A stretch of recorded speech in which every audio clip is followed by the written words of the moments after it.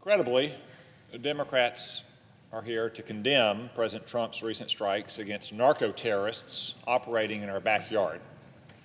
Maybe they want to distract from the Schumer shutdown by tying the president's hands and siding with narco-terrorists who have the blood of hundreds of thousands of Americans on their hands. Whatever the reason, this would be foolhardy. If you think I'm exaggerating here, let me remind you of the kind of depraved savages we're dealing with. Recall the Tren de Aragua gang member who tried to rape 22-year-old Laken Riley while she was out for a jog on a college campus. After Laken fought back, this savage smashed her head with a rock and strangled her to death. Also recall the two Tren de Aragua gang members who, after being released into our country by Joe Biden, raped and murdered 12-year-old Jocelyn Nungare. These animals threw this innocent little girl's body off a bridge.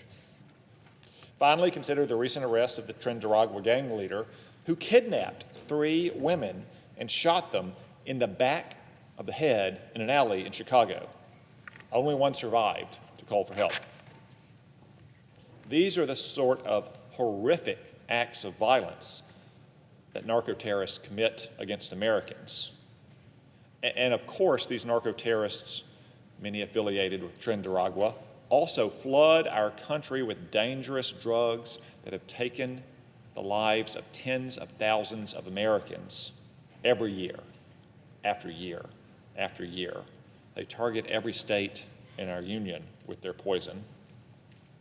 This is among the many reasons why President Trump was well within his constitutional authority to take action against these narco-terrorists that put American lives at risk. These recent strikes fulfilled President Trump's constitutional duty to protect Americans as their elected commander-in-chief. And this should come as no surprise. President Trump stated very clearly and repeatedly during the campaign that he would attack these cartels if necessary. This is simply him keeping his word to the American people. Also, the president's strikes were lawfully sound and extremely limited. Because they've been going on for less than 60 days, they don't even fall within the War Powers Resolution threshold. I would also note that presidential action like this is hardly unheard of or unique. For context, as of the mid-20th century, scholars identified more than 100 military deployments or actions that lacked express prior congressional authorization. I could go back to the beginning of the Republic with the Barbary pirates off the coast of North Africa. But there's another example, much closer in time, and, for that matter, on the border. That would be President George H.W. Bush's decision to invade and topple the government of Panama in 1989 without prior congressional approval. He ordered 12,000 American troops into that country. We toppled Panama's illegitimate regime, we apprehended the country's dictator, and he spent the rest of his life in foreign custody. Now, let's compare these two cases. In both cases, you have the leader of a country that is indicted by the United States courts for drug trafficking. In both cases, that leader is not recognized by the United States government as the legitimate leader of his country.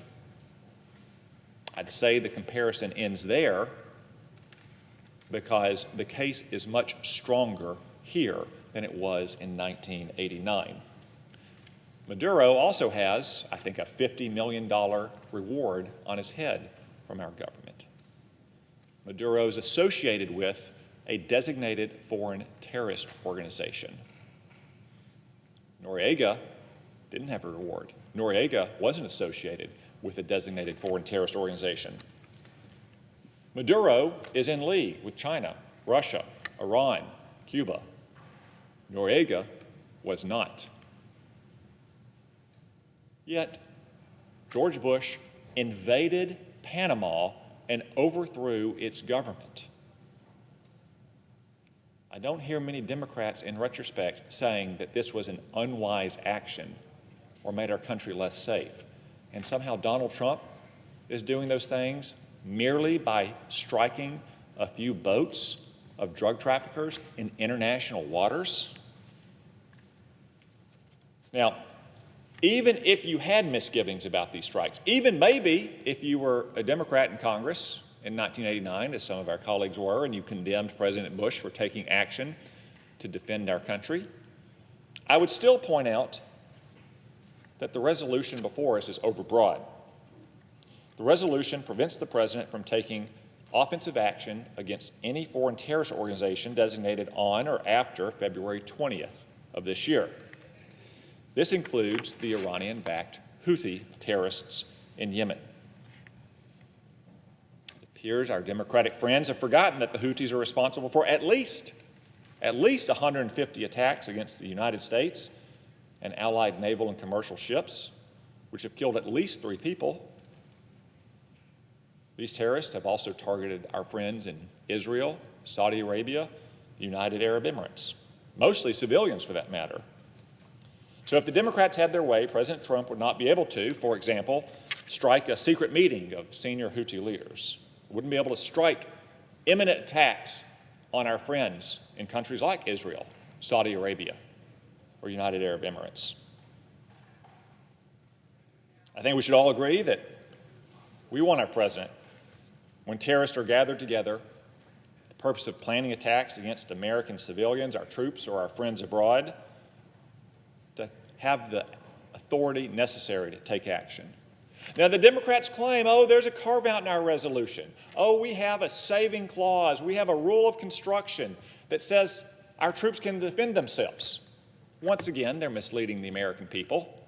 I invite you to read it closely. It may allow our sailors to defend themselves if these Houthi terrorists shoot a missile or a drone directly at their ship, but it absolutely ties the president's hands if, for instance, we have intelligence about a senior meeting of Houthi terrorist leaders. It absolutely ties the president's hands from protecting our friends in places like Jerusalem and Riyadh and Abu Dhabi. There's no question about that. It's the black letter of the resolution. It only goes for about 3 lines. I'd invite anyone to read it, and you'll understand that the Democrats are once again dissembling. No reasonable person denies the authority of the president to strike a terrorist threat on foreign soil. Yet the Democrats are here tonight questioning the president's authority to do the exact same thing in our own backyard, in international waters, no less, not even foreign territory. This is a dangerous double standard. Therefore, Mr. President, I encourage my colleagues to vote no on this resolution and to get back to the more pressing business of reopening our government. Mr. President, I yield the floor.